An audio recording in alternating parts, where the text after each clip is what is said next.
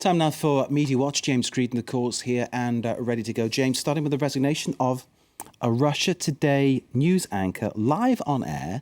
This over what's been called the whitewashing of Ukraine coverage, according to her. And before you go into this, let's just contextualise what Russia Today actually is. It's a news channel based in Moscow, as France 24's news channel based in Paris. The difference is we can report the truth as it is, so we can say what we like about the politicians who run France, providing it's true.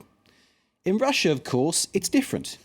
It's the Kremlin that calls the shots. And I know this because I've known people who've worked there and they've said it is really run that way. That's right. It's propaganda, basically. What's interesting about this is there are some articles online that, for example, let's take a look at this article that went up on foreignpolicy.org. Now, they're saying that RT anchors riff not as rogue as it seems, and in fact, that this could look good for Russia Today in the sense that it gives an image of a degree of editorial independence for its journalists, which I think is probably relatively restrained. In any case, Abby Martin, this is the journalist who appears on this page of the Russia Today website. She openly disagreed she voiced her disagreement with Russia's stance on air, going on then to also voice to remind everybody how much she disagrees with America's stance. But, you know, that is being spinned by some as proof of Russia Today's editorial independence. Others are saying,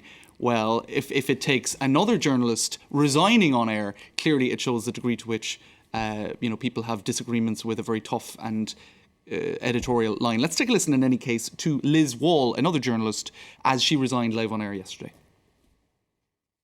And that is why, personally, I cannot be part of a network funded by the Russian government that whitewashes the actions of Putin. I'm proud to be an American and believe in disseminating the truth. And that is why, after this newscast, I'm resigning. Right, so there you go. She's proud to be an American working for a Russian news channel. In any case, here is an extract of her speaking to CNN sometime afterwards, explaining her decision.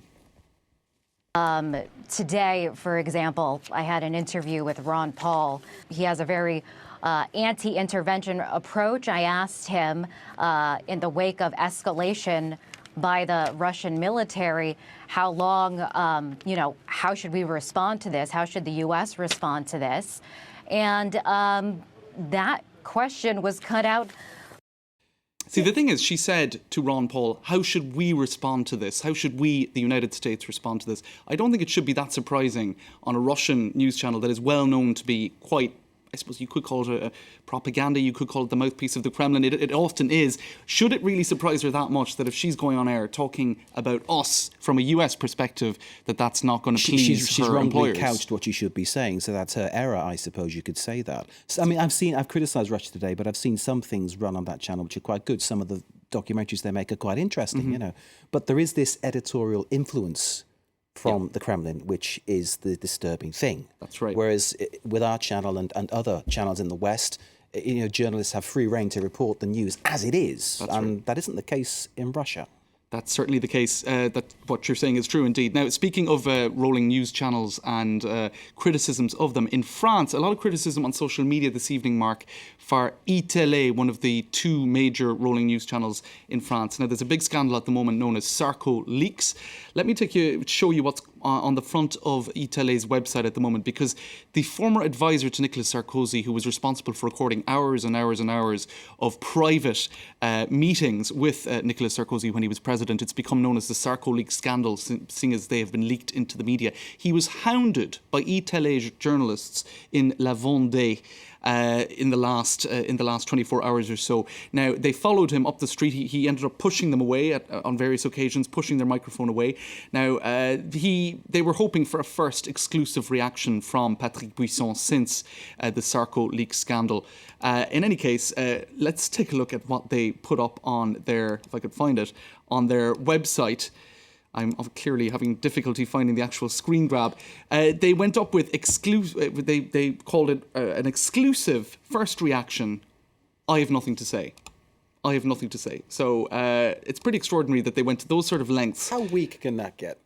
Journalistically. Exclusive first reaction. That is I have weak, nothing to isn't it? say. In any case, it's the story has taken on crazy dimensions. Mark, all the media are reacting to it. It is, of course, it's got a serious aspect to it. Nicolas Sarkozy paid a lot of, he put a lot of trust in this man as his most senior advisor heading into the 2012 election. Very sort of far right agenda in that election, hoping to limit the vote going to the far right. And of course, it would be handy for a National French Front. news channel to pander to Sarkozy if he ever becomes president again, I suppose. Absolutely. Oops. James, thank you very much Thanks, Mark. indeed. James Creedon there with the ever editorially free Media Watch. Time for us to take a short break. After that, it's more news. You're watching Live from Paris. Stay with us. So